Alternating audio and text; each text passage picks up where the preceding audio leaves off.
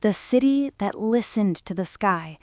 It is said that on the far edge of an unnamed desert, where the sands move not with the wind, but with the quiet breath of time itself, there lies a memory of a city that once listened to the sky.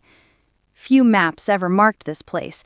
Fewer still remembered the name it carried.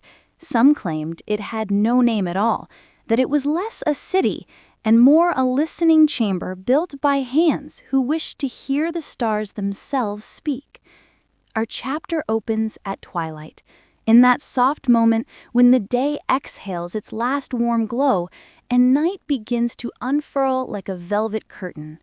A lone traveler stands atop a dune shaped like a frozen wave, gazing across an expanse that seems barren at first, empty and still. But as the horizon dims, faint shapes begin to surface beneath the veil of dusk, the silhouettes of ruins, delicate as breath. There, rising from the sands like a solitary finger pointing back toward forgotten heavens, stands a single stone tower. Its edges glow with the last silver of dusk, and the carvings spiraling up its length shimmer as though remembering a language they once understood. Around it, half-buried walls stretch like the ribs of a sleeping giant, and the first stars tremble awake in the cooling sky. The traveler steps forward, though in truth, it feels less like approaching a ruin and more like drifting into a dream that has waited too long to be seen. The city does not reveal itself all at once. It unfolds slowly, like a soft-spoken story coming back to life. For some listeners, it appears only when they are ready to meet it. Beneath the silence, the streets begin to take form. Long, narrow paths etched into the sand, aligned not with the compass or sun, but with constellations that no longer shine. Each street runs in perfect harmony with paths once traced by ancient stars, as though the people who lived here walked not upon earth, but upon a map of the night itself. Whispers tell us that this city was built by those who believed the stars could speak. They imagined that above the world hung a great celestial loom, weaving threads of light that flowed down into the lives of all creatures. And here, upon this quiet desert plain, the people learned to listen to those threads, to feel their gentle pull. The traveler steps between crumbled archways, their stones marked with spirals resembling ripples in still water. Every surface carries patterns meant to echo the rhythm of the sky, delicate swirls, quiet curves, symbols like small breaths captured in stone. Some say they were carved to mimic the pulse of certain stars, faint patterns known only to those who watched the heavens so closely that they could feel them in their bones. As the listener drifts deeper into the city, the air itself seems to thicken with memory. The silence is not empty, it is full, layered, as though every stone is holding its breath. Sand gathers gently in corners where shadows linger, forming soft dunes that resemble the folds of forgotten robes. Small fragments of etched clay peek from beneath the dust, shaped like teardrops or slivers of moonlight. Scholars who once studied the ruins insisted that these carvings reflect cycles of the sky, eclipses, migrations of constellations, and celestial events observed only once in many centuries. And yet the deeper one wanders, the more dreamlike the city becomes. A gentle breeze moves across the sand, carrying the faint scent of dry minerals and ancient stone. The light fades into shades of muted blue and silver. Moonrise touches the tops of broken walls, and shadows lengthen like slow-moving tides. The traveler pauses before a long stairway carved directly into the earth, leading down into a subterranean hall. At its entrance sits a half-buried bowl of polished stone, filled long ago with water meant to reflect the sky. Now only a thin trace of moisture remains, catching a sliver of moonlight like a quiet tear. Inside the hall, the arch arches upward, decorated with thousands of tiny points etched into the stone, a star field carved by human hands. Some believe that this place was an instructing hall. Here, elders may have taught those who wished to listen, guiding them through the constellations and the whispers hidden between them. The acoustics of the hall are strange. The traveler's breath echoes more softly than expected, as though the walls prefer quiet over noise. Some visitors claim they hear faint tones here. Not quite music, not quite wind. Perhaps it is nothing more than the shifting sands above. Or perhaps, as the legends say, the chamber retains its purpose, continuing to listen even long after its people have disappeared. Whispers tell us that this city vanished not through violence or disaster, but through a slow, gentle fading, like a candle that burns low until only the faintest glow remains. Some believe the people simply followed the stars away, walking steadily into unknown lands, guided by a celestial message no one else could hear. Others imagine they dissolved into the sky itself, their souls turning into dust that drifted upward, becoming new stars that listen in silence. The traveler emerges once more into open night. Above, the sky has deepened, filled with constellations both familiar and faint. The city stretches around them like a memory caught between one breath and the next. And at its very center, as if holding the final note of an unfinished song, stands the tower. It rises with quiet dignity, neither proud nor broken. Each of its carvings glow with pale moonlight, revealing scenes of figures standing beneath swirling skies, arms lifted in silent communion. The traveler approaches the base of the tower where a single flat stone rests, smooth, cool, and marked by a symbol resembling a spiral unfurling into starlight. It is here that the chapter softens, drifting into stillness. For as the moon climbs higher, the tower seems to shimmer ever so slightly, as though remembering its old purpose. Some listeners say that if one stands there long enough, with the noise of the world surrendered, they may feel something subtle, a faint pulse, like a distant heartbeat. Others sense nothing at all, only the calming breath of desert wind. Perhaps the truth was never meant to be found. Perhaps the stars spoke clearly here once, offering their secrets to those who walked these aligned streets and silent halls. Or perhaps they still speak, waiting not for ears, but for hearts quiet enough to listen. By the end, only the tower remains, standing patient beneath the fading sky. The city fades back into its familiar hush, the dunes soften into shadow, and the traveler, like all who drift through this place, carries with them a gentle, unspoken question. Where memory fades, what remains?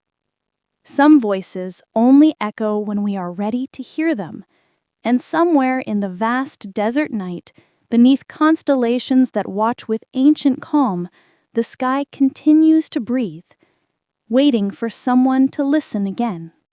The gate that opened with moonlight. It is said that in a quiet basin where the desert folds inward like the palm of a resting hand, there stands a gate carved into pale stone, half buried, half remembered, and half believed. Travelers who cross this region often miss it entirely. They pass by under the bright weight of the day, never imagining that beneath drifting veils of sand lies a threshold made not for the living world, but for the slow, patient breath of the night. The chapter opens in moonrise, when the sky softens into hues of muted silver and dusk blue. A hush settles over the dunes, and shadows lengthen like ink poured gently across the earth. As the moon climbs, its light slides across the face of the stone gate, and in that quiet, sacred gesture, something begins to awaken.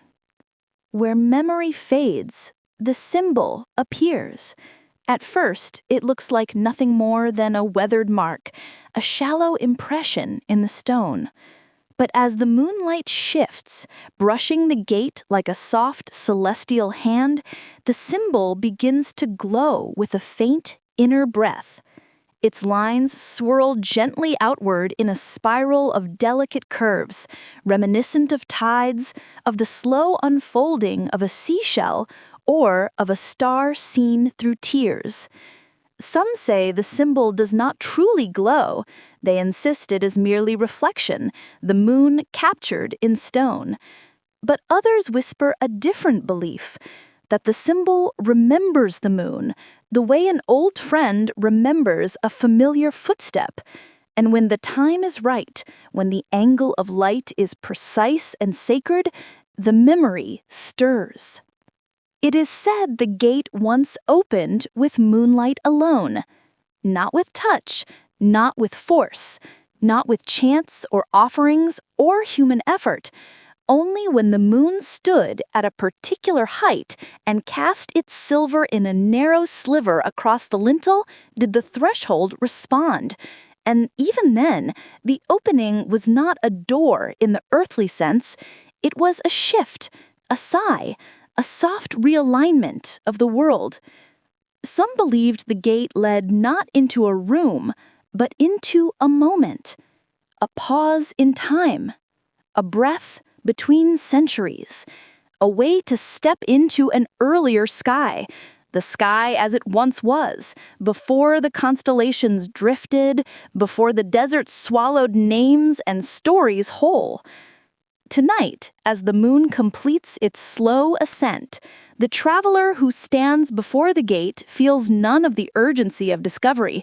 The desert night carries its own quiet rhythm, encouraging only stillness. Sand settles, wind softens into a whisper, and the symbol continues to shimmer as though listening to a distant melody carried along the horizon. Beneath the silence lies the memory of those who once guarded this place. Astronomer priests, some call them, though the term is far too sharp for their gentle craft. These were people who spent their lives reading the quiet movements of the sky. They mapped the breath of the stars, traced the trembling steps of the moon, and whispered to the dunes as though the earth itself were listening. By day, their lives were simple. They tended small fires, they carved scrolls and etched faint lines into clay tablets softened by the desert's warmth. But by night, they transformed. Each evening, as the desert cooled and the first star flickered awake, they climbed the stone terraces above the gate. They waited with a patience unfamiliar to modern hearts. Some believed they were waiting for the moon's message. Others said they were listening for the echo of creation. A few claimed they were trying to remember something the sky once told humanity, but that we later forgot. And every month, when the moon reached the angle known only to them, they traced its silver path across the stones. Their palms moved lightly over the carvings, fingers following spirals and curves like readers of a forgotten script. Each line was a piece of celestial instruction, a quiet note in an ancient symphony no instrument could replicate. The gate, carved with almost impossible precision, captured these lunar breaths the way a bowl catches water. And when the final fragment of light reached the symbol, the spiral at its heart, something subtle shifted. A faint tremor in the air, a coolness brushing the skin, a feeling like standing at the edge of a memory you do not quite belong to. Beyond the threshold lay a chamber. No one agrees on what it once held. History dissolves too easily in sand. But whispers tell us that inside, the walls bore marks that shimmered like moonlit water. Perhaps these were scrolls carved in stone, words of prophecy softened by centuries of wind. Or perhaps the room was empty save for a single pool, perfectly still, reflecting starlight into secret corners where no flame could reach. Some imagine shelves filled with celestial tablets, stone records of lunar eclipses, star migrations, and moments when the heavens paused in their eternal drifting. Others picture a circular chamber with a polished floor, smooth as glass, designed to catch moonbeams and fold them inward so the sky seemed to lie beneath one's feet. No description is certain. No evidence remains. Only the sensation that whatever the chamber contained was not meant for common eyes. It is said that those who stepped beyond the gate never spoke of what they saw, or perhaps they simply could not. Memories shaped by starlight might be too delicate for the weight of human language. Some things dissolve when touched by sound. The traveler's mind wanders deeper into this imagined chamber, drifting between possibilities, as though the night itself is crafting stories. Each possibility is soft, like a dream unfolding behind closed eyes. There are scrolls that crumble when breathed upon, bowls filled with dust that once shimmered like silver, symbols painted in pigments long faded into silence. Some believe the chamber was a calendar of shadows. Others say it held the breath of the moon. Some claim nothing remained inside at all, that the purpose of the gate was simply to create a moment of listening, a pause in life's restless motion to remind its people that the sky is always speaking even when the world grows loud. As the night deepens, the moon begins to drift behind a thin veil of cloud. The light upon the gate softens, grows pale, then fades entirely. The symbol that shimmered so vividly just moments ago now dims until it becomes nothing more than a weathered carving, another mark among many. And the gate becomes silent stone once more. The desert exhales. A quiet wind moves along the dunes, scattering grains of sand across the threshold. They settle in the crevices, covering the spiral with a thin veil like a closing eyelid. The traveler feels the shift, a soft withdrawal, as if the city's ancient heartbeat has slowed again into slumber. Perhaps the moment has passed. Perhaps the moon's angle tonight was wrong. Or perhaps the gate never truly opened at all, and the stories are nothing but the remnants of wishful minds longing for meaning in the vast silence of the desert. It is difficult to say, for the truth, like moonlight, moves in quiet arcs we rarely notice. As the traveler steps back, the night seems to widen around them. Stars pulse faintly overhead, carrying messages no one can fully understand. The dunes roll gently toward the horizon, their shapes shifting under the soft influence of time. Somewhere far away, the faint cry of a night bird dissolves into the air like a single drop falling into a boundless sea. The gate stands motionless, yet there is an unspoken feeling, delicate as breath, that something within the stone is still listening, not with urgency, not with intention, simply with the quiet patience of things that endure. Some believe the gate opens still, but only for those who know how to see. Those who enter the desert not seeking answers, but offering silence. Those whose hearts move gently with the tide of night, without the noise of expectation. Perhaps the moon will return at its sacred angle long after memory has forgotten the city's name. Perhaps the symbol will shimmer once more, guiding a new listener into a moment carved from ancient sky. Or perhaps the gate will remain forever sealed, its secrets held within the quiet dignity of unbroken stone. Either way, the desert does not hurry.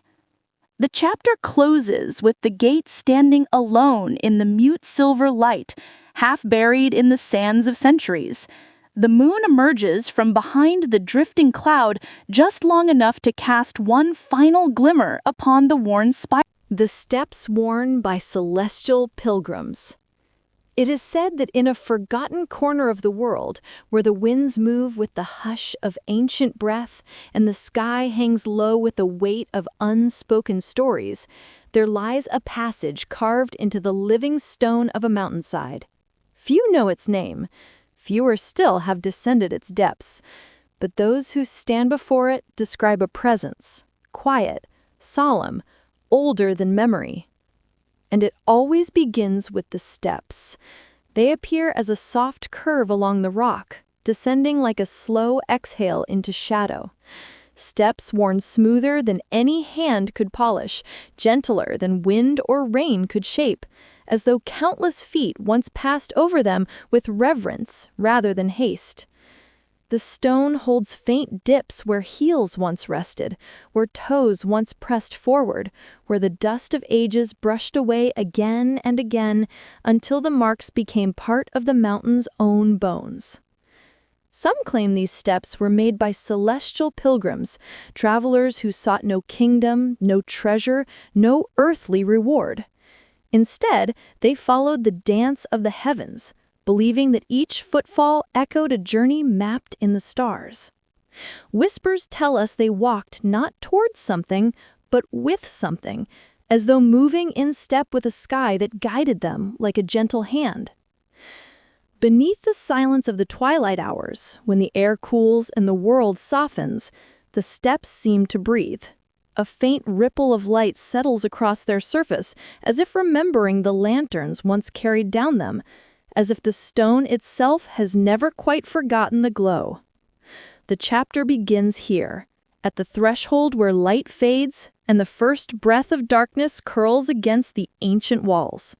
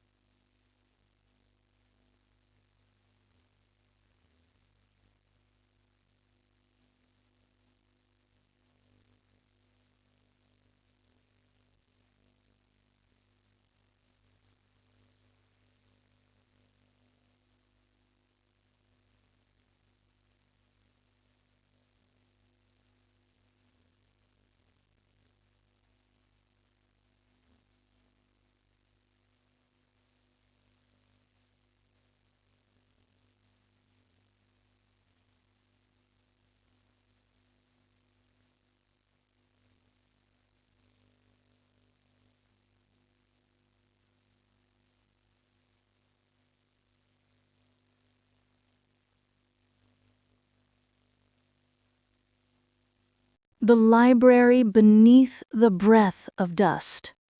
It is said that in a vast desert where the horizon wavers like a sleeping breath, there lies a place where silence has learned to settle into stone, a place so deeply veiled beneath drifting dunes that even the wind seems reluctant to disturb it.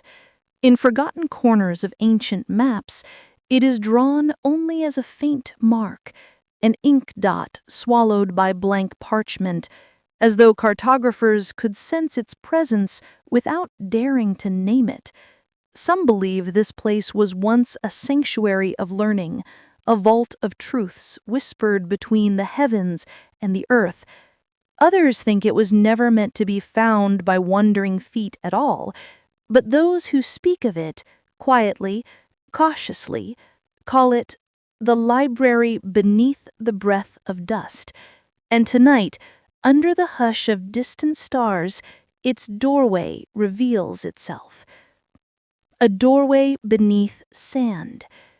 Half buried, half remembered, the entrance appears as a rectangular hollow in the earth, framed by pale stone, worn soft as bone.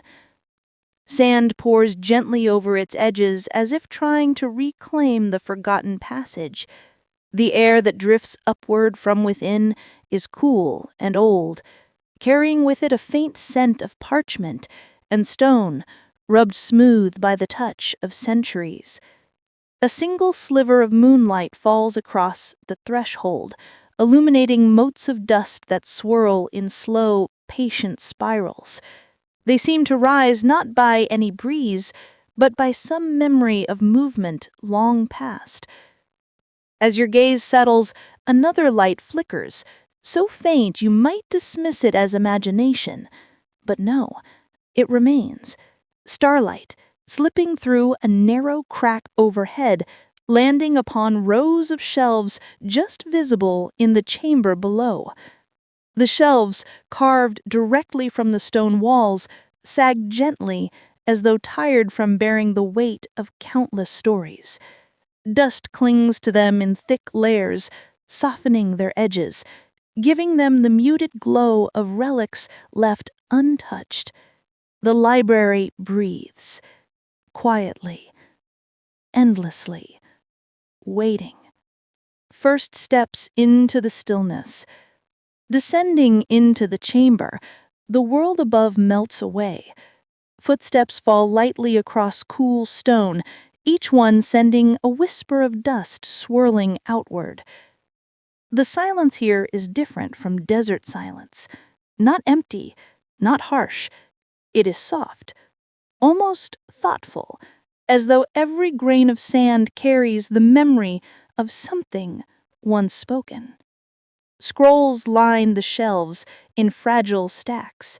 Some lie open, their surfaces curled like dried leaves, their ink faded into pale trails resembling dried riverbeds. Others remain bound by delicate strings that crumble at the slightest touch. The stories they hold have long slipped beyond clear meaning, yet their presence remains, a quiet chorus of what once was.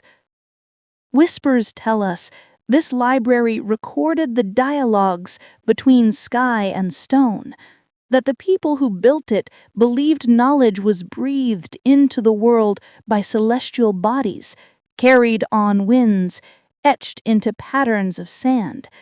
They imagined that the heavens murmured secrets each night, and that attentive ears could learn to listen. Whether this is truth or legend hardly matters in this place, for the deeper you walk, the more the air seems to hum, not with sound, but with a kind of expectancy, as though the walls themselves are waiting to see whether you can hear what they carry in their silence. Corridors of fading light.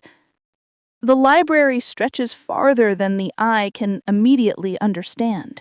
Corridors curve and vanish behind arches framed by stone pillars.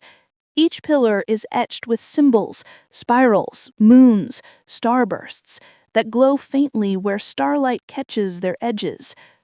Dust settles inside the grooves, giving them the softness of charcoal sketches. Some of these markings form constellations. Others depict shapes that no modern sky contains, forgotten patterns perhaps, or imagined gateways between worlds. One symbol resembles an open eye, its iris formed by a single carved star. Another resembles a bowl, as though meant to catch falling starlight. Perhaps they were prayers. Perhaps they were maps. Perhaps they were merely dreams captured in stone. Beneath the silence of these halls, every answer feels possible. Further in, alcoves branch from the main corridor, each holding small clusters of scrolls preserved within stone recesses. Some are wrapped in thin cloth that has fused to the parchment. Others lie exposed, their surfaces rough and brittle. When the faint breeze of your passing touches them, they tremble slightly, as if remembering hands that once turned them with reverent care. A deeper hush falls as you turn into an inner chamber. Here the walls narrow and rise higher, curving inward like a protective shell.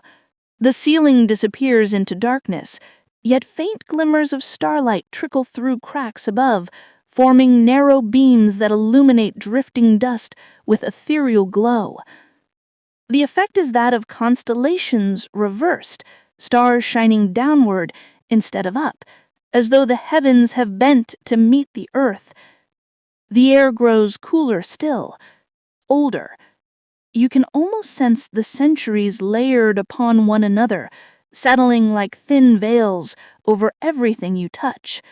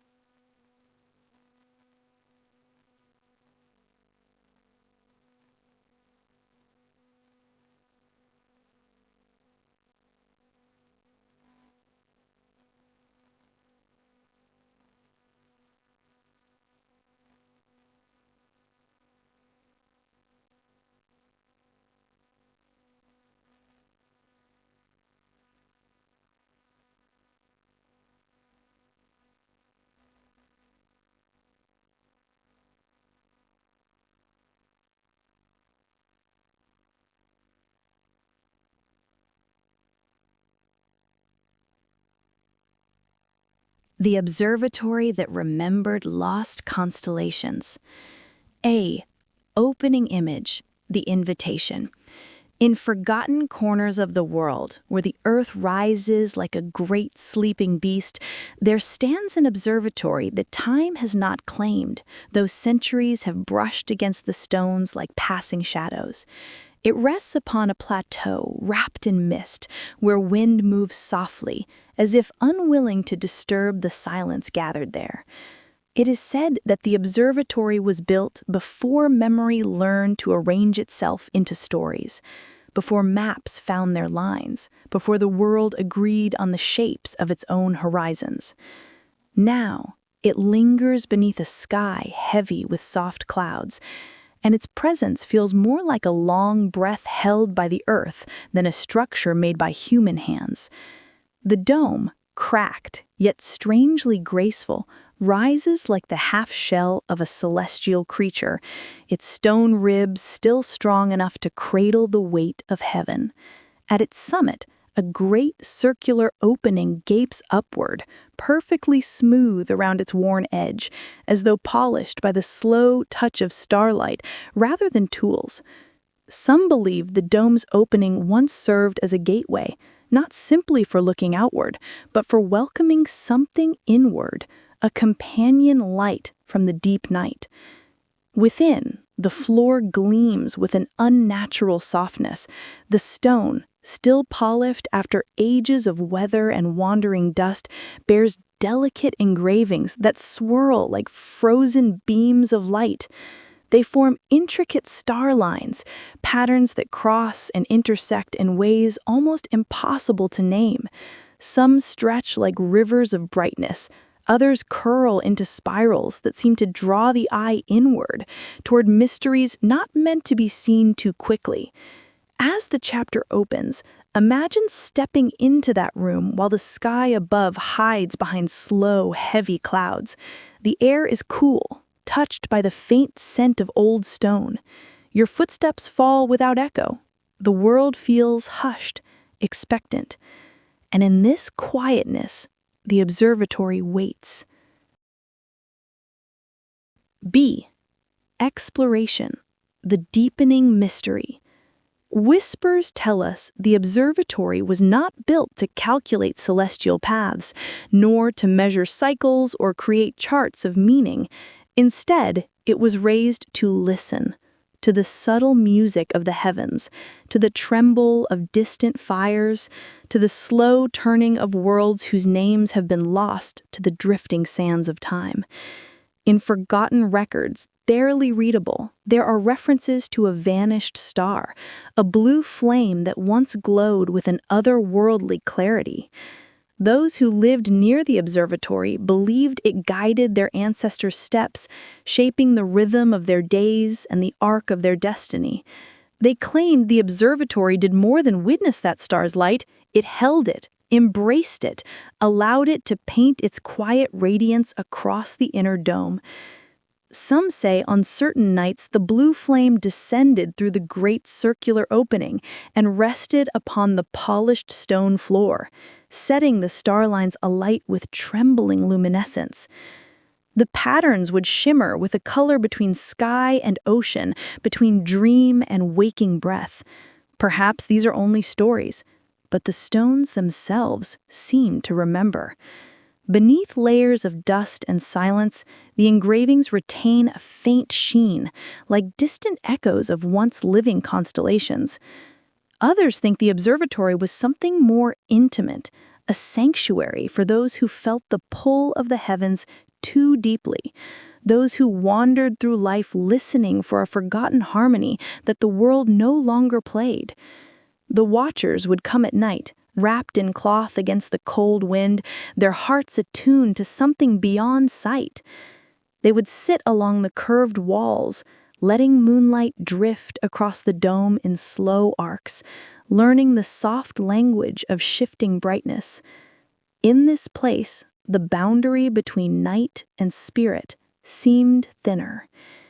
The watchers believed the sky spoke, though not in words. It whispered through momentary flickers, through the breaths between cloud movements, through the rhythm of shadows drifting across stone. They trained themselves to hear meaning in silence, wisdom in stillness. And so, in long nights filled with patient wonder, the observatory became a vessel for unspoken questions.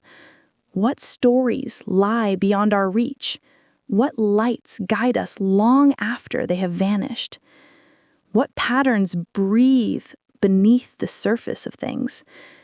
Some historians suggest that the alignment of the dome's opening matched no known constellation of the current age, that the star lines on the floor correspond to maps that no longer fit the sky above us, that the observatory remembers not the heavens we know now, but a sky that lived long before our age of memory, a sky forgotten, a sky erased by time. A sky whose constellations once shaped the destiny of a city now swallowed by wind and stone. Beneath the silence, it feels as if the observatory itself mourns those constellations, clinging to their outlines even as the universe changed around it. There are legends of scrolls found nearby ruins, their ink faded, but their symbols unmistakably celestial.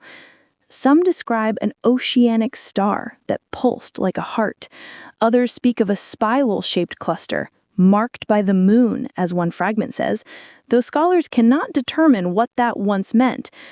None of these texts mention the observatory directly, but the placement of symbols, the soft patterns in the margins, the way certain lines echo the engravings on the dome's floor, all suggest a connection deeper than chance. Perhaps the observatory served as a meeting place for dreamers. Perhaps it was a temple. Perhaps it was something between, a threshold for those who wished to see their inner worlds aligned with the distant fires above. On nights when clouds cleared, moonlight would pour through the opening in gentle ribbons. It is said that the light would glide along the dome's inner curvature, like a fingertip tracing memory, illuminating symbols carved into its ribs. These carvings, crumbled yet persistent, mimic the arcs of ancient star paths no longer reflected anywhere in the sky. Observers would lie along the floor, breathing evenly, watching the pale moonlit patterns drift like pale dancers across stone. There was no haste in their vigil, no urgency, just the slow unfolding of visibility, the deepening of stillness. Some fell asleep with their hands resting upon the starlines, as though listening through touch. Others believed that if one stayed long enough, the heavens would reveal their hidden language, not a language of answers, but of alignments, a gentle invitation to understand one's place in the long rhythm of existence. And in this observatory, time seemed to soften. Thoughts moved like drifting clouds. The body loosened, releasing its grasp on the day. They inhaled the cold night air and felt for a moment tethered to something vast, yet tender. Hidden beneath layers of dust, the observatory still holds that calm. It still remembers the nights when the blue flames shone, when the moon painted its slow arc across the dome, when constellations known only to the ancestors glimmered like story fragments waiting to be read. The sky above may have changed, but the observatory has not forgotten. C. Emotional closure, the fade into silence. As the chapter draws towards its close, the night deepens. The clouds that clung to the sky since the opening moment begin to shift, slowly, quietly, as though responding to a breath from the ancient stones themselves. They drift apart. Through the great circular opening, a single faint star appears. It glimmers softly, not with urgency, not with brilliance, but with a fragile persistence, like a memory refusing to fade. Its light touches the edge of the dome, then slips down towards the center of the room, illuminating the starlines for the briefest moment. It feels as though the observatory inhales. Perhaps it remembers the ancient constellations, the vanished blue flame, the watchers who once gathered under the night. It perhaps recognizes this lone star as a distant echo of the heavens it once knew. For a heartbeat, the room brightens, the stone warms, the engravings catch a faint shimmer. A ripple of quiet possibility stirs the air. Nothing loud, nothing dramatic, just the soft promise that memory still lingers in places where the world has long since ceased to look. Then the clouds close again, the star dims, and the observatory returns to its familiar stillness, holding its secrets behind stone and shadow. It does not mourn. It does not long. It simply waits, as it always has, as it always will. Some believe the star. The chamber of quiet alignments. It is said that in a forgotten fold of the world, where the wind moves like a tired pilgrim across weathered stone, there lies a chamber so narrow, so unassuming, that most travelers pass it by without sensing the hush that gathers around its entrance. Only those who step closer feel it, that gentle tug in the air, as though the dust itself were drawing breath, inviting them inward. The doorway is little more than a slit in the rock, softened by centuries of drifting sand and the faint bruises of time. Yet from the moment one stands before it, a sense of old ceremony settles like a cloak across the shoulders. The stones around the opening lean at slight, deliberate angles, as if bowing towards some unseen presence. And beyond the threshold, shadows stretch into a passage carved with patient, reverent hands.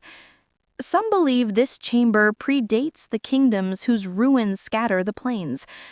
Others whisper that it was never truly built, that it simply revealed itself one night, uncovered by moonlight or by memory. Whatever its origin, those who enter do so quietly, as though stepping into a story that has been waiting for them long before their birth. Inside, the space widens into a long, narrow hall. The ceiling curves low, fractured in places where time has pressed too heavily. Through these cracks, a curtain of night sky waits, veiled by the faintest silver shimmer of distant starlight. But it is the pillars that draw the eye.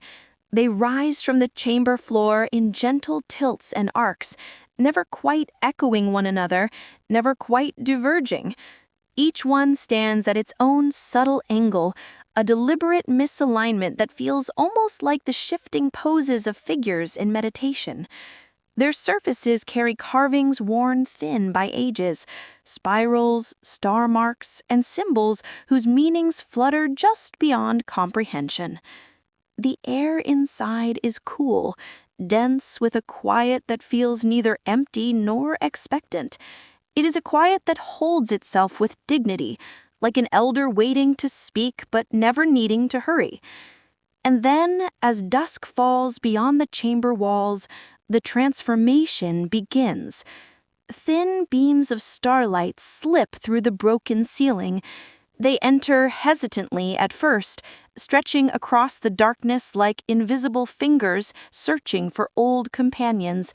Then, with patient certainty, they extend further, striking one pillar, then another, weaving delicate patterns across the floor.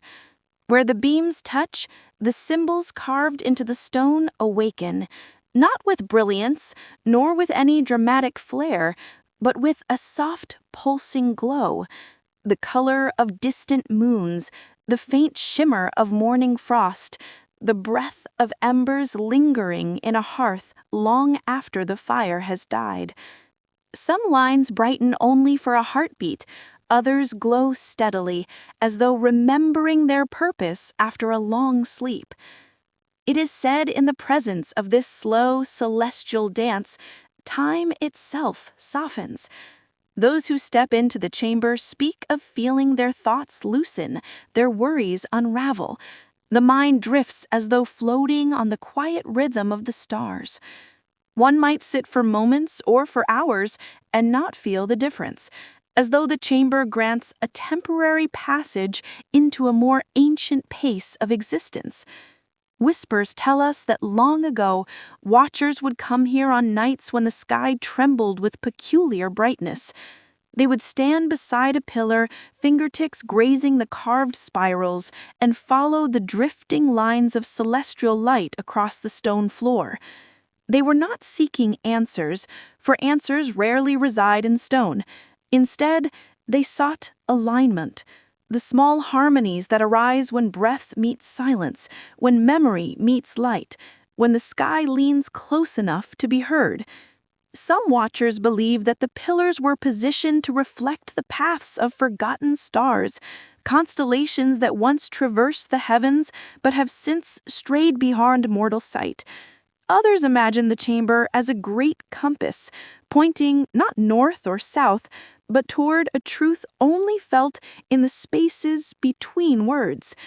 Whatever they believed, their reverence can still be sensed in the chamber's lingering calm. Listen closely, and you may imagine the soft brush of cloth as a watcher kneels, the gentle tap of fingertips tracing symbols, the breath caught in quiet wonder as beams shift, brighten, or fade, the rustle of dust stirred by a night breeze slipping through the cracks overhead. The chamber holds these remnants carefully, like a custodian of forgotten intentions. As the night deepens, the beams move, ever so slowly, across the stones. Their shifting patterns resemble the drifting paths of ancient spirits, lost but not wandering, searching but not yearning. They cross one another, diverge, weave, and circle back, never rushed, never forced, and always the pillars receive them without resistance, their angled stances guiding the light into subtle conversations of shadow and glow. Some believe that if one stays long enough, the symbols themselves begin to rearrange, that faint lines hidden beneath the stone's surface rise to meet the light, that meanings long buried beneath dust reveal themselves for just a breath before retreating again into silence. There are stories of watchers who glimpsed star maps not belonging to this sky, maps from ages when the earth turned beneath constellations now lost to the deep folds of time. But such stories are wrapped in secrecy, whispered only at the edges of midnight, never fully claimed, never fully denied. For in this chamber, truth behaves like starlight, present, yet always shifting at the corner of one's vision. As the narrative deepens, we are invited to linger with the drifting lines of light, to imagine how the ancient watchers traced them with reverent fingertips. Their movements were slow, deliberate, almost ritualistic. They would follow the glow as it arced across the ground, reading meanings in the gentle curves the way others read scrolls. Not interpretations of destiny, but reflections of harmony. The quiet assurance that everything moves in patterns older than our questions. And perhaps this is why the chamber feels so alive. Not because the stone breathes, but because those who entered did so with breath softened to match the rhythm of the sky. The chamber was never a place of knowledge, but of alignment, between night and stone, between thought and stillness, between the vastness of the heavens and the small glowing ember of awareness that rests within each wanderer. Imagine for a moment sitting upon the floor, your back against a pillar smoothed by centuries of silent visitors. The air is cool, the dust is soft beneath your palms. Above you, the sky peers through a jagged opening, its stars shifting with an unhurried grace. The glow from the symbols warms the corner of your vision. You close your eyes, and the world feels balanced. You can almost hear a soft hum, not from the stone, but from the alignment of light itself, a resonance that is neither sound nor silence, a meeting place between memory and breath. Some watchers claimed they could feel the sky speaking in those moments, not in words, but in impressions, a sense of being held, a sense of being understood, a sense of being a particle in a much larger current of movement. Others believed the chamber reflected not the sky's language, but the listener's inner constellations, that the drifting light illuminated forgotten pieces of the self, places that had gone dim beneath burdens or noise. Whatever truth lies behind these murmurs, the chamber keeps its secrets with steadfast grace. And so the night continues its slow unfolding. The stars shift, the beams lengthen or narrow, the singles flicker and fade and return. The room is alive with the softest pulse of celestial presence. But all nights must eventually begin their retreat. It starts gently, a thinning of the silver beams, a softening of the deep shadows. The glow of the carvings diminishes as though the pillars are falling into drowsy contemplation. The dust settles, each mote returning to its quiet rest. One by one, the beams withdraw, slipping back through the fractures in the ceiling. The floor grows dim, the symbols return to their muted forms, indistinguishable from the stone that holds them. The final beam lingers longer than the rest, sweeping once across the central pillar, illuminating its spiral carving with a fleeting breath of moonlight. Then it, too, fades. What remains is a hushed chamber steeped in twilight shadow. Only the faintest outlines of the beams still linger on the floor, like ghostly echoes of a celestial ceremony. These pale traces fade. The Sky-Written Calendar of the Ancients. Soft dusk settles like a breath across the old stone courtyard, and in that gentle dimming, the first hints of the ancient plaza appear. It lies open to the fading sky, broad and unguarded, as though the centuries themselves have forgotten to shield it. Its surface is formed from countless interlocking stones, each one etched with a delicate glyph, so fine and so patient that the marks look less carved than whispered into the surface. It is said that long ago, when one climbed the hill above the city at twilight, the plaza below seemed to shimmer with its own quiet order. Old travelers claim that from this higher vantage, the stones arranged themselves not into a pattern of earthbound geometry, but into a calendar written in the drifting shapes of constellations, an entire measure of time drawn from the sky and pressed gently into the ground. Tonight, in this lingering dusk, it is easy to imagine that vision. The glow of the day's last light runs across the plaza in long silken lines, touching one glyph, ignoring the next, as though following a script known only to the heavens. Beneath the silence, the stones seem almost to breathe. In forgotten corners of the earth, there are stories of cities that attuned their very lives to the movement of the stars.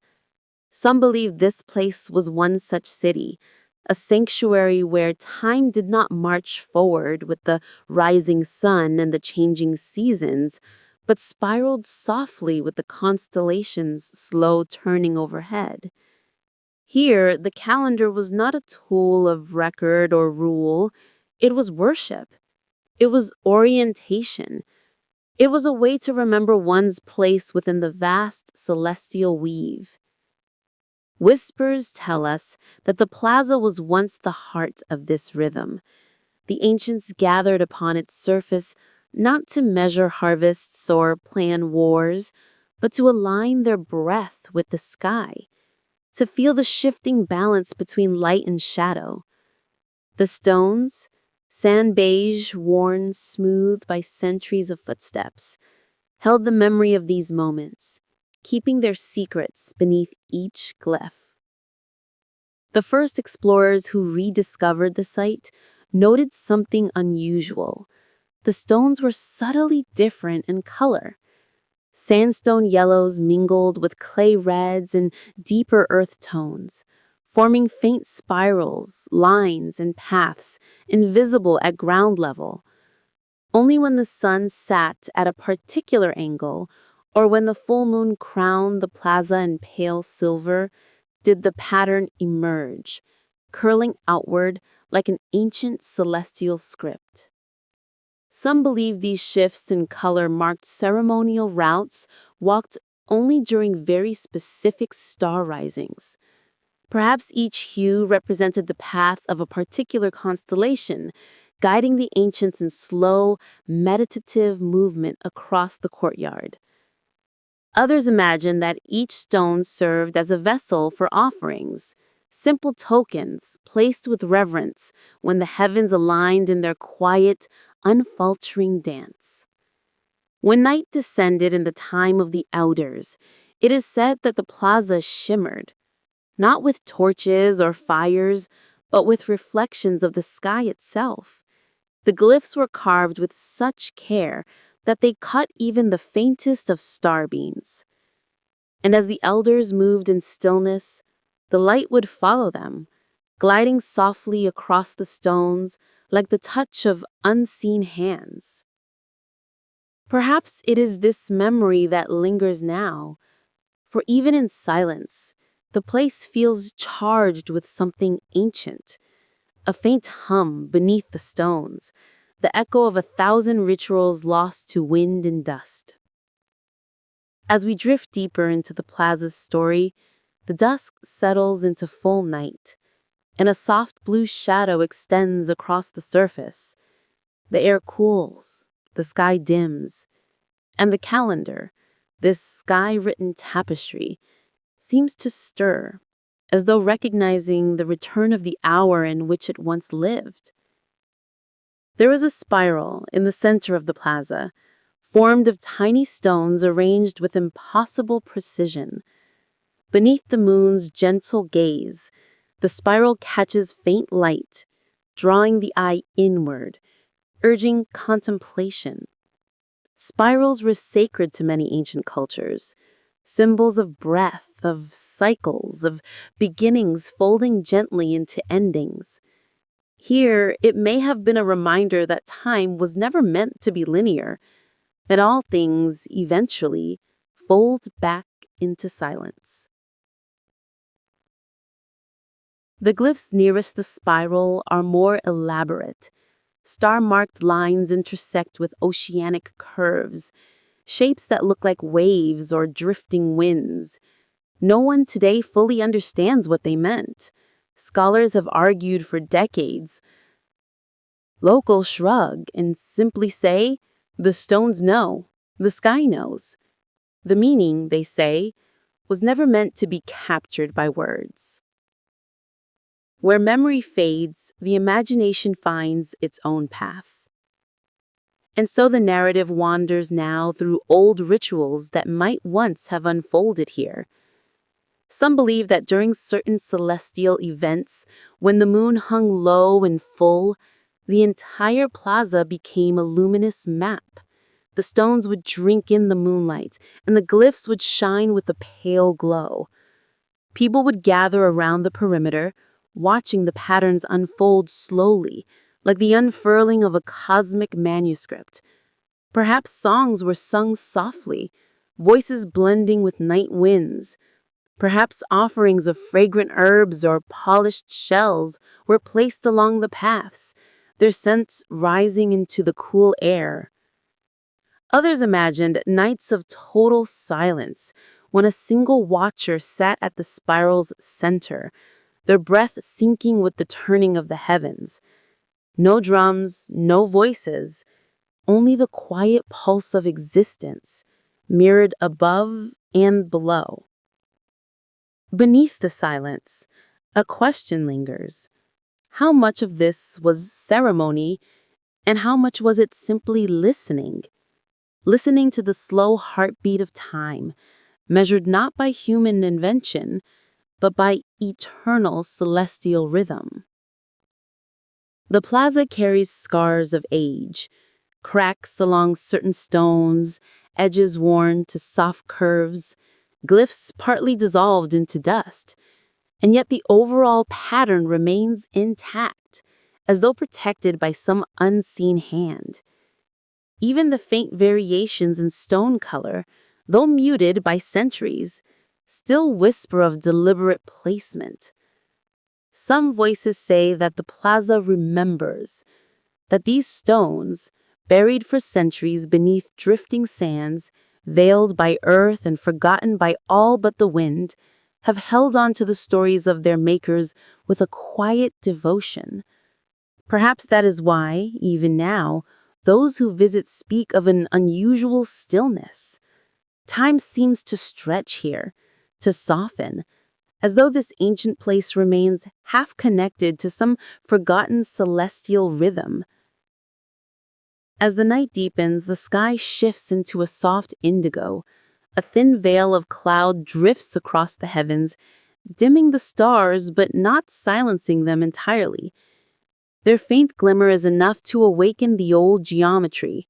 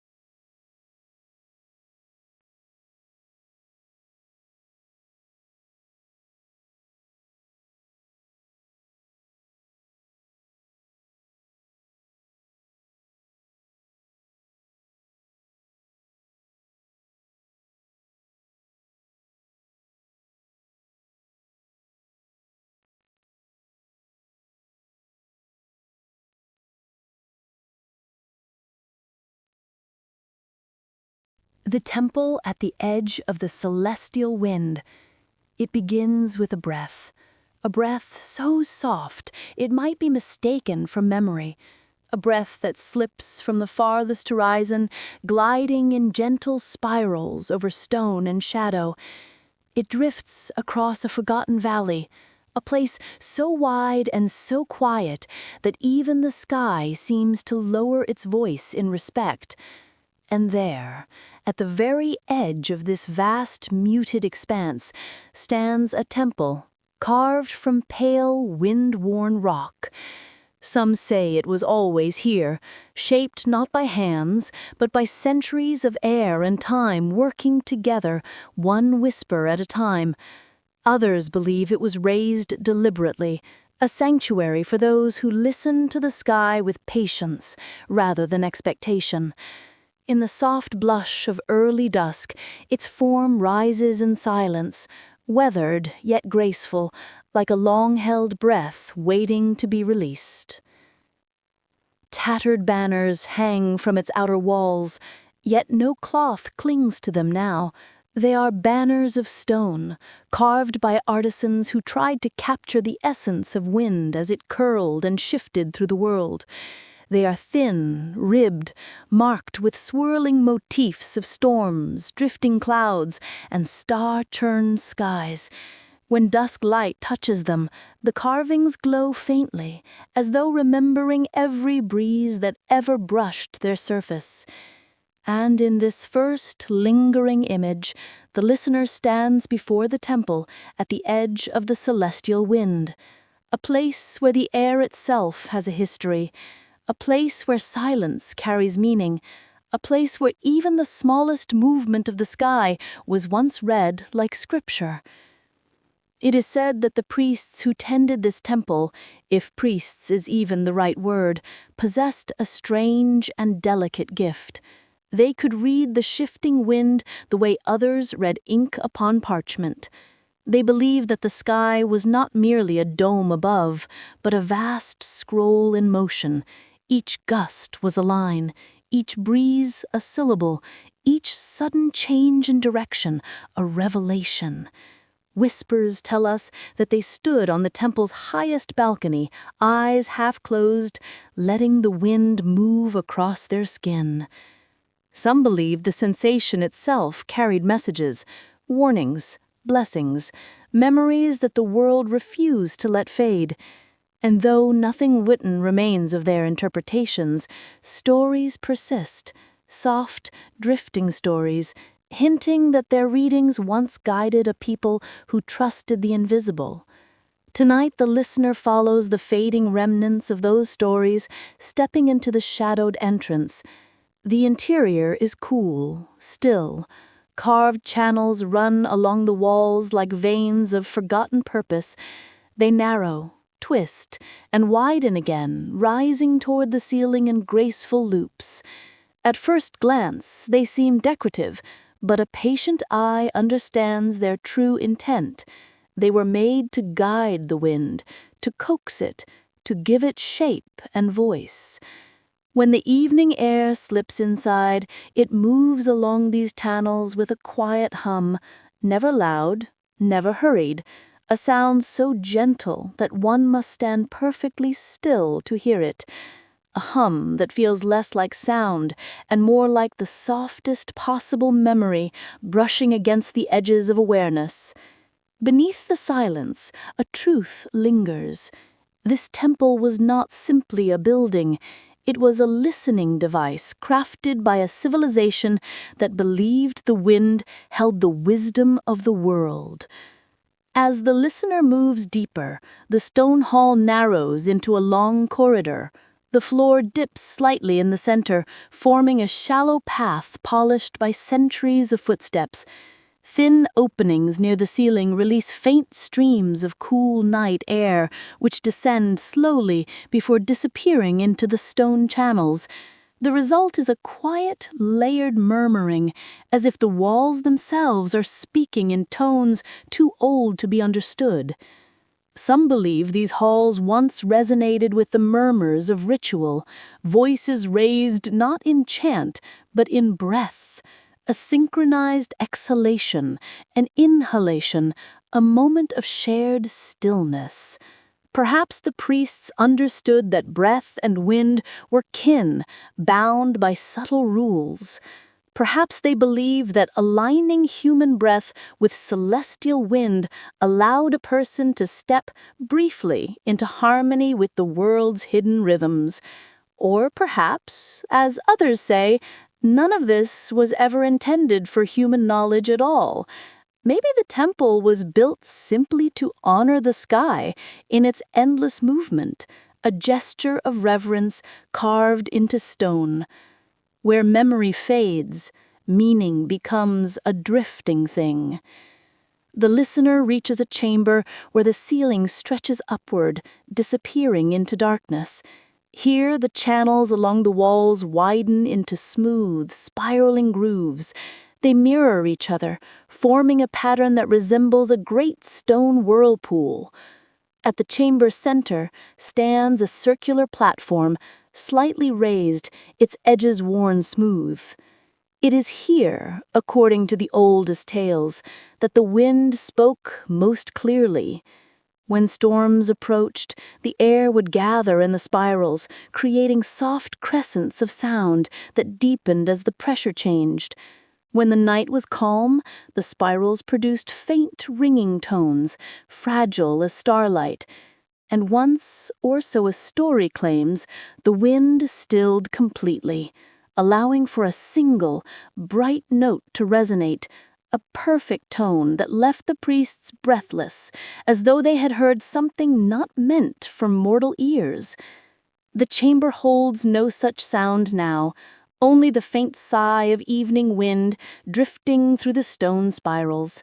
But even this quiet murmuring feels sacred, as if it remembers the grander voice it once carried.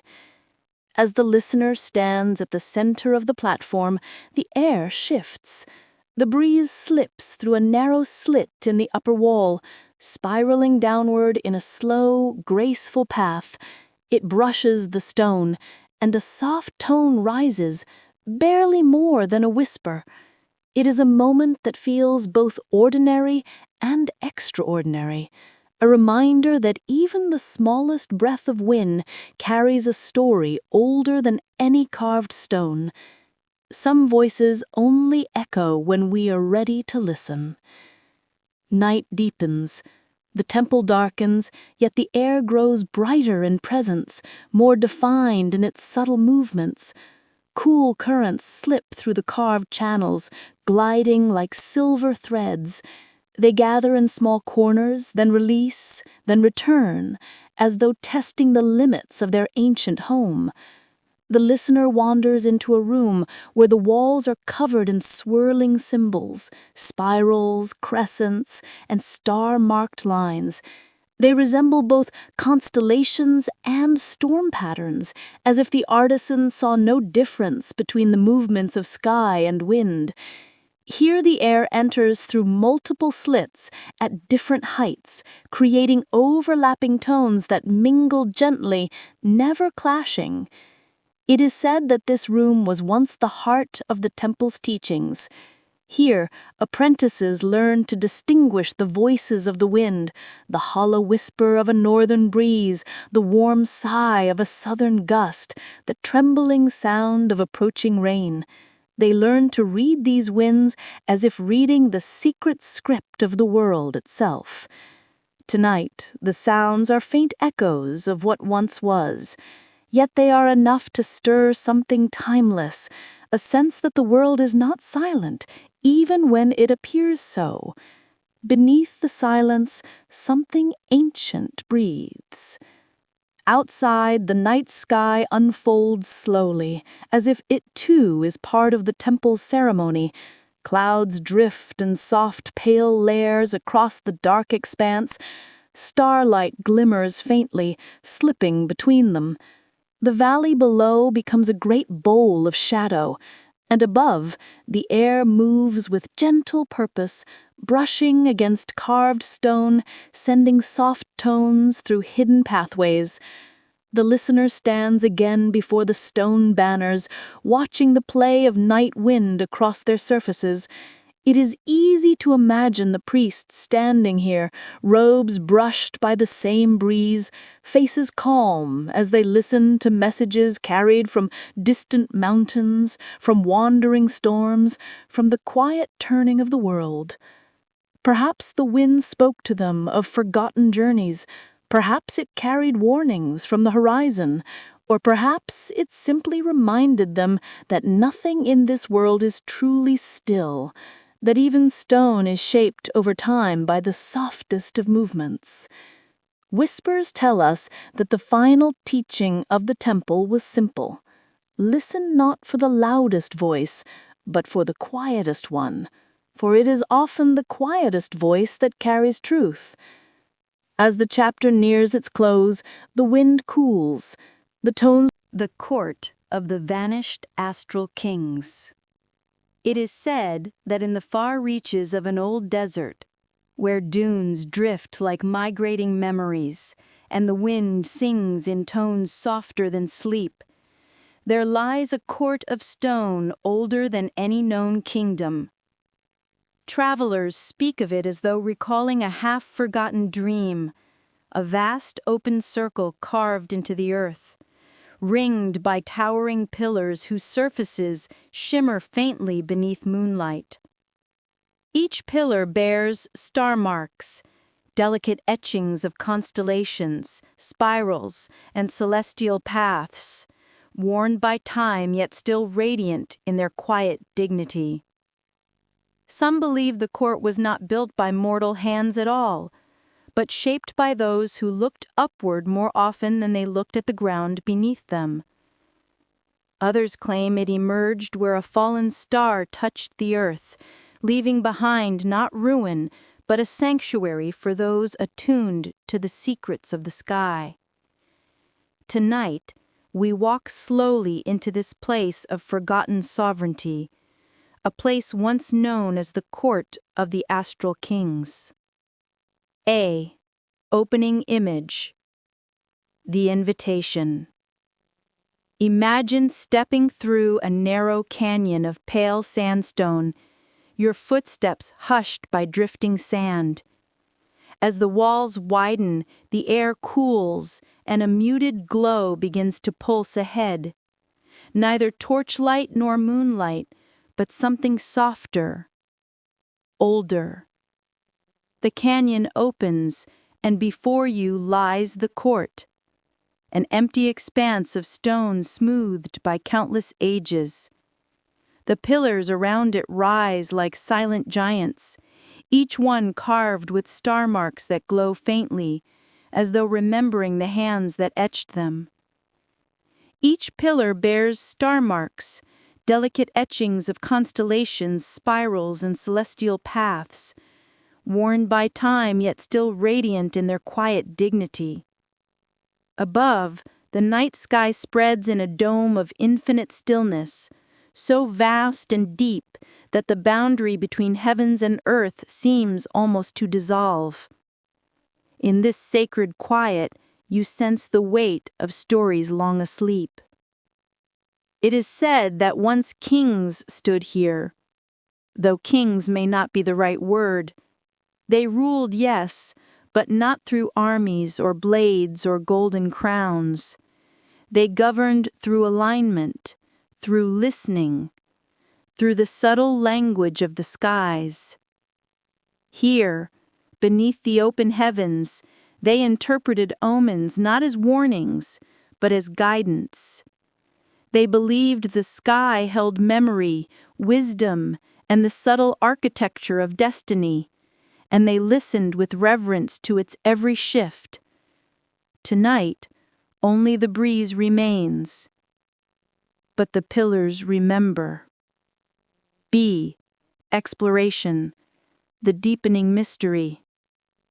As you step deeper into the court, the silence becomes tender, almost protective. The stone underfoot is cool, smooth, and faintly luminous, almost as though polished by moonlight itself. There is a sensation, subtle but present, that every footstep echoes more deeply than it should, as though reverberating into chambers far below or far above. Whispers tell us that the astral kings gathered here not to command their people, but to commune with the heavens. They studied the constellations etched into the pillars, aligning them with changing patterns overhead. According to fragments of old scrolls now half buried in sand, each king ruled in harmony with a particular star, guided by its rising, reigning under its steady glow, stepping down when its brilliance softened. In this court, decisions were not rushed. Every choice was weighed in the rhythm of moon cycles, measured as carefully as breath in meditation. It is said that the kings waited for the moon's edge to rest perfectly between two etched stars before declaring judgment, that they listened for the faint hum of the sky before initiating harvest, settlement, or ritual. Some stories go further still. They claim that the astral kings were chosen not by bloodline, but by celestial omen. A child born under a rare alignment, a dream shared by village elders, a strange glow descending upon a stone at the court's center. The signs varied, but none disputed them. The sky, after all, does not lie. As you wander, you notice the placement of stones around the court, some arranged in spirals, others in long rows pointing toward horizons only the stars could interpret. Wind skims lightly across them, stirring faint trails of dust. It feels almost as though the stones are waiting, perhaps for the next alignment or for footsteps long overdue. In forgotten corners of the earth, quiet legends persist. Legends that tell of a night unlike any other. A night when a guiding star, brilliant, constant, revered, vanished. Not dimmed, not drifted from sight, but vanished entirely as though swallowed by the deep black sky. And with its disappearance, the last astral king understood. Whether he received a vision or simply felt the shift in the sky, no one knows. But the tales say he left the court that night, stepping beyond its pillars, beyond the city, beyond the dunes, walking in silence toward the desert's endless horizon. Some believe he sought the lost star. Others say he followed a call no one else could hear. A few whisper that he walked into the sky itself, disappearing into the very heavens that once guided him. No trace of him was ever found.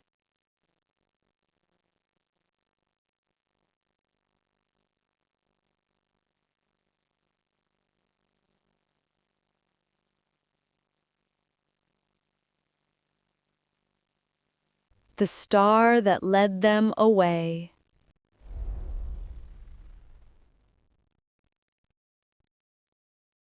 It is said that on the last quiet evening before the city emptied, before its courtyards fell silent and its wells grew still, the sky carried only one point of light. One star, alone in a muted, hazy firmament that seemed to have forgotten how to shine. No moon traced its familiar arc. No constellations held their usual positions. Only a single brightness hovered above the western ridge, steady and unblinking, as if waiting for the first pair of eyes brave enough to look back at it. Some would say the star appeared without warning. Others insist that the elders knew its arrival long before it shimmered into sight, that they had read of it in scripts too old to name, in scrolls worn thin by generations of silent handling. But in truth, no one living could recall the last time a star had burned so fiercely, or why it seemed to call so softly from the edge of night. And in forgotten corners of the earth, where stories drift like sand across time, it is whispered that this star did not simply rise, it arrived, as a message, as a sign, as a threshold. In the muted glow of twilight, the forgotten city stirred, not with unrest, not with fear or frantic movement, but with something quieter. A hush folded over its alleyways, settled atop its rooftops, and stretched slowly across open plazas where people once gathered. In that hour, every household found itself pausing, listening, waiting for something they could not quite name. It was as if the air itself had ceased to breathe, and the world leaned in to hear the sound of destinies shifting like distant tides. And at the center of the city, where the ancient stonework still held the faint warmth of the day's fading sun, someone looked up. Their gaze found the star, the lone glimmer in a dimming sky, and their breath caught, not in alarm, but in recognition. A recognition older than memory, older than any carving etched across the city's walls, older, perhaps, even than the stones that formed its foundations. Word spread not through shouts or rushing footsteps, but through the gentle unfolding of awareness, one soul at a time. Heads lifted, eyes followed, hearts steadied, and soon across the silent terraces and sand-brushed lanes, a quiet agreement hummed beneath the surface of thought. Something had arrived for them. Some believed the star was an invitation, a gentle beckoning toward a place long promised. Others believed it was a warning, a final reminder to move before the world shifted beneath their feet. But whichever truth one held, the feeling was the same.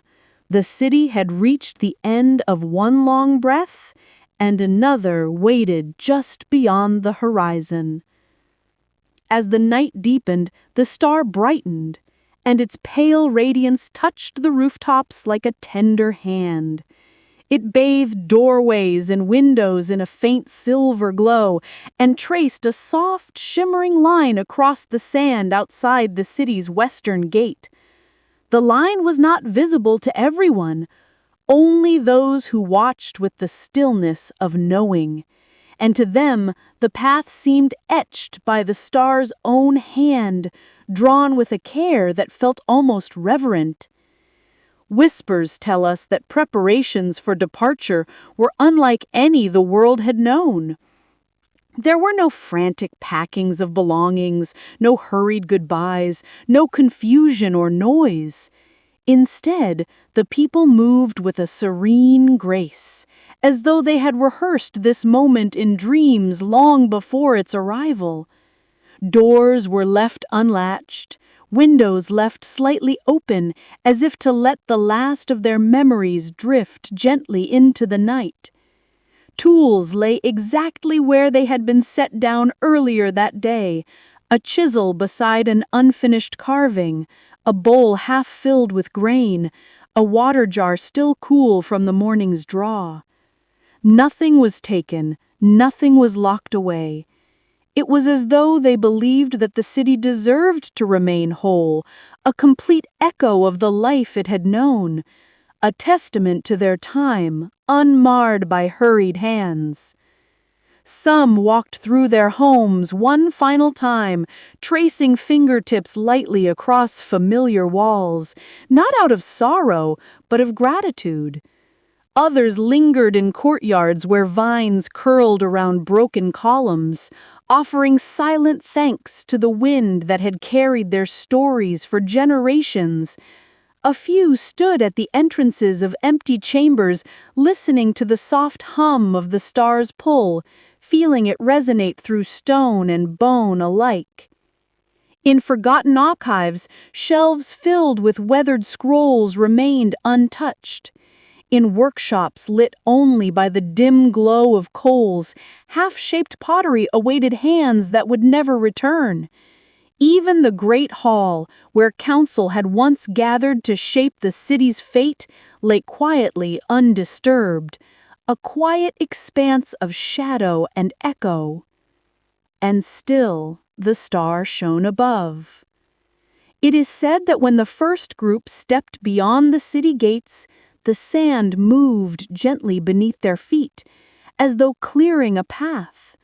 The breeze rose in soft spirals, lifting grains of dust that glimmered faintly in starlight. Their footsteps carried not the heavy sound of leaving, but the soft murmur of transformation, like the hush that precedes dawn or the sigh that follows comprehension. Those who watched from within the city felt no fear, no urgency, only a calm certainty that when they were ready, they too would follow.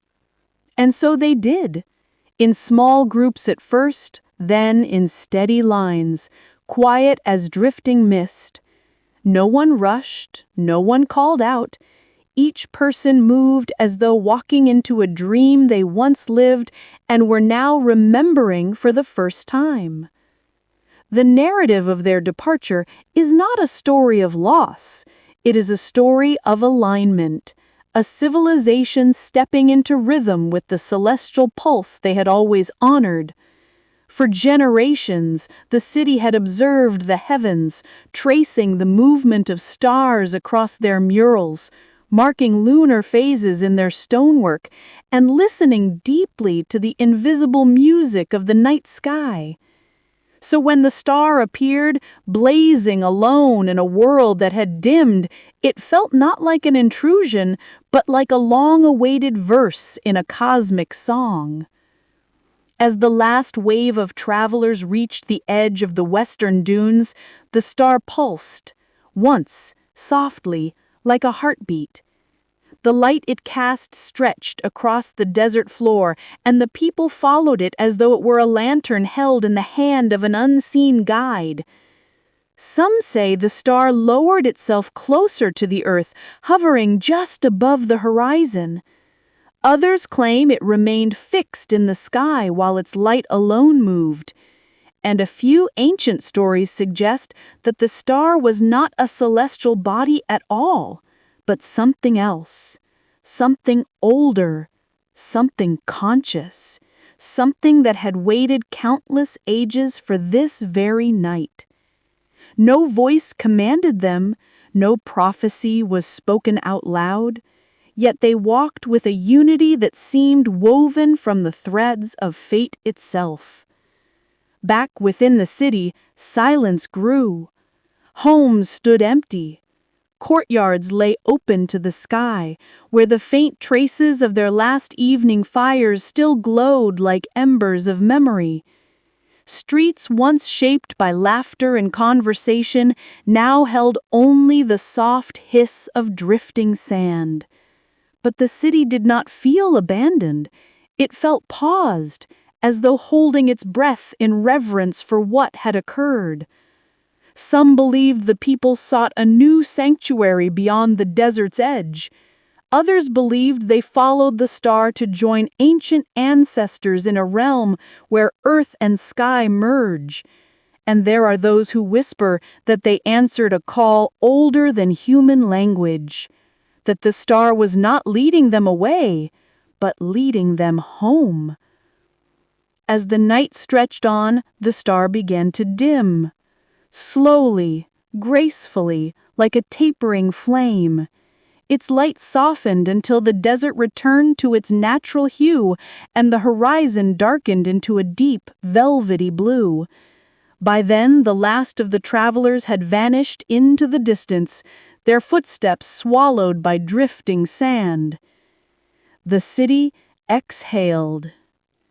Beneath the silence, The luminous archive of nightfall. It is said that in the furthest reach of the desert, where dunes move like slow tides beneath the moon, there lies a place that appears only when night falls with perfect stillness. Most travelers pass it without knowing, for its entrance is buried in the hush between shifting sands. Yet whispers tell of a faint pulse of light, a breath of silver radiance rising from the desert floor, as though the ground itself remembers something ancient and refuses to let it vanish. Tonight, we begin with such a moment, an image soft enough to be missed, but clear enough to call to any wandering soul who listens more with the heart than with the ears. There, half submerged, is the mouth of a chamber carved in forgotten ages. The opening is narrow, veiled by a curtain of sand that drifts across it like thin smoke. But beneath that veil, a gentle glow beats slowly, like the exhale of a star.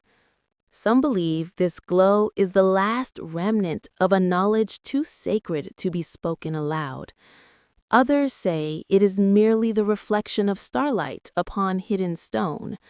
But in these quiet hours, when the world leans toward sleep, truths and myths rest so close together that they become indistinguishable, like two shadows touching in the dark. Step closer now.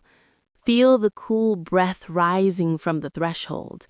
The desert, emptied of winds, seems to hold itself in a deep, reverent pause, granting you permission to descend. As you step inside, the world narrows into stillness. The chamber opens like the inside of a lantern. Walls of smooth, reflective stone curve outward in a gentle spiral, each surface shimmering even though no flame burns here. It is the stone itself that holds the memory of light. One could almost believe these walls were carved from the night sky, smoothed from ancient meteorite or starlit crystal, polished by hands that understood the heavens intimately.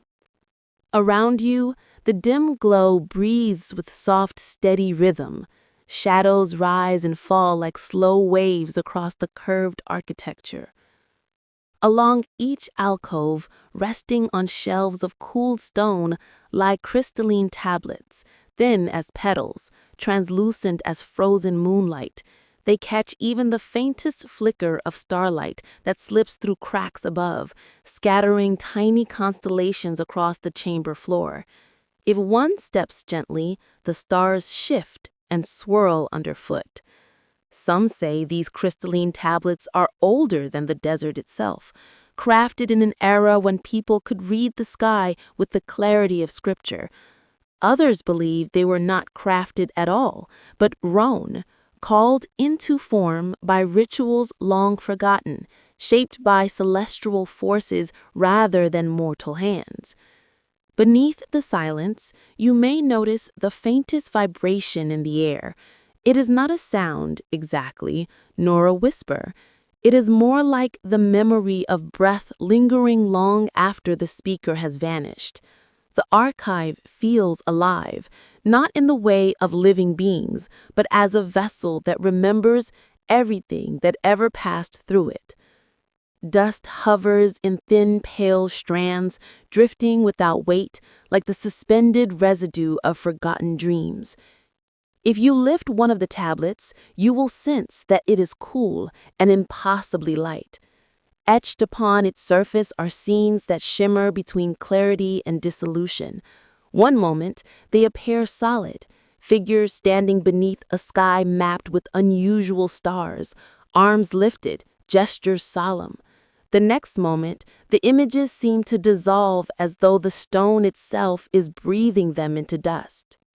Some inscriptions depict circles of quiet ritual, men and women with faces upturned toward a rare celestial conjunction, a moon haloed in colors no longer seen in the present sky, a star marked by a strange spiral that appears again and again, carved into robes, pillars, even into the lines of the earth itself.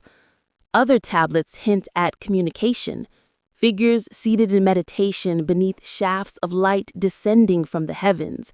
Their hands rest upon polished stones, and around them float subtle patterns, symbols that look almost like constellations rearranging themselves into language. Whispers tell us that these rituals were not inventions of myth, but passages, moments where the boundary between earth and sky grew thin enough for exchange.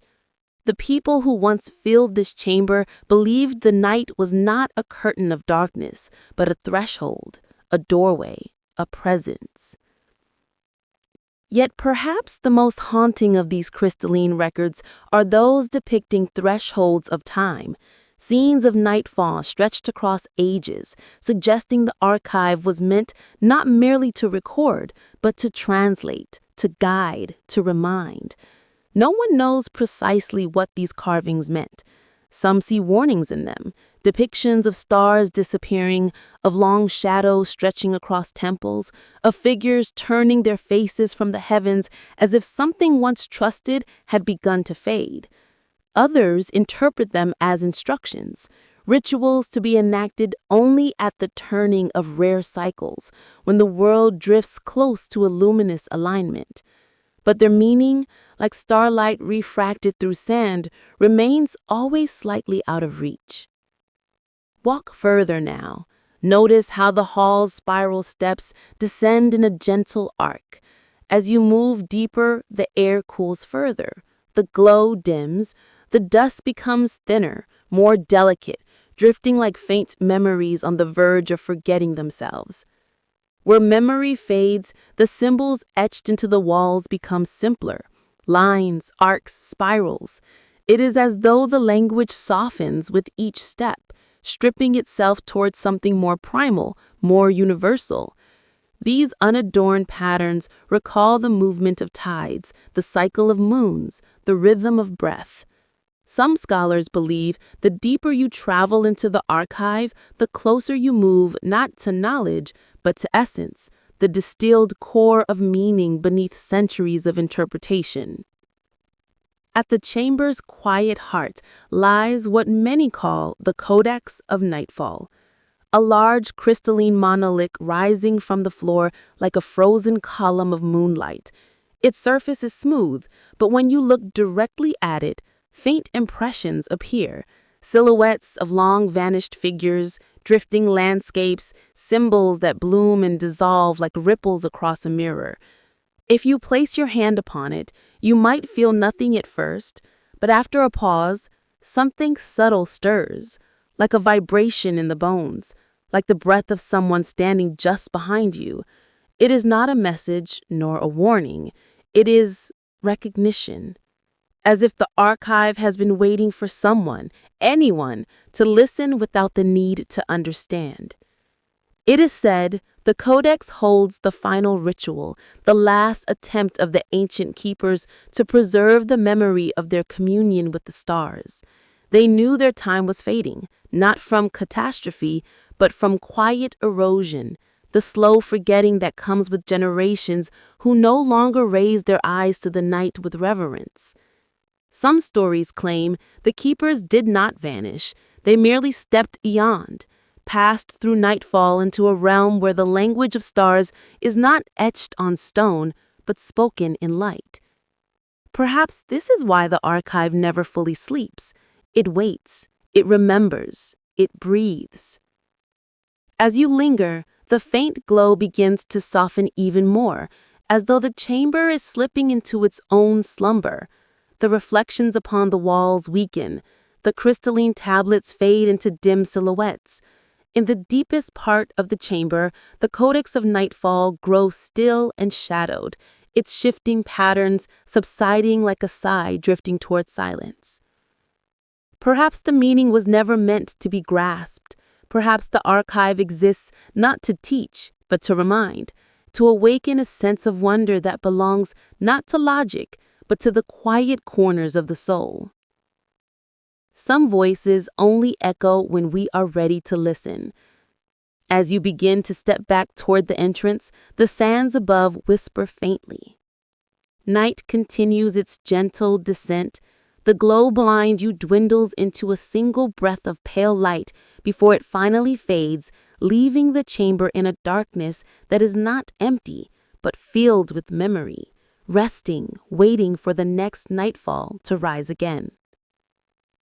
Outside, the desert inhales, the sky tilts toward dawn, and somewhere beneath your footsteps, the luminous archive sleeps, veiled but never lost, dreaming in quiet spirals of dust beneath the moon.